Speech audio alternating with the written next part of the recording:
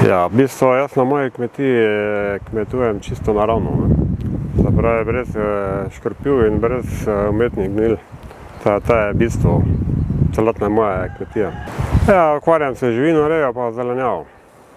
Mislim, vrt pa take zadeve, no pač krompir pa povrtnine.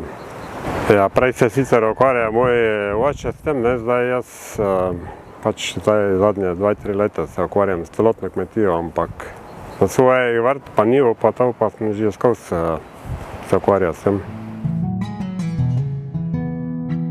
To je ličenca pri Poljčanah, kop habitati. Ja, to zdaj nisem dolgo vključen, ker prej je še pristvu oče imel vse to prek, ni bil glih tak ravno glih navdušen za te ukrepe in zdaj jaz pa to sem zdaj par let v tem. Pa drugače sem navdušen o tem, ja, absolutno, zato ker je to edino pravilno, po mojem mnenju. Ja, pač se kosi travo se lahko šele junija, tako da se rastline vse osemenijo. Pa drugo pa, da se ne smeje gniti z umetnimi gnojili, pa škropiti z kakimi neekološkimi škropivi.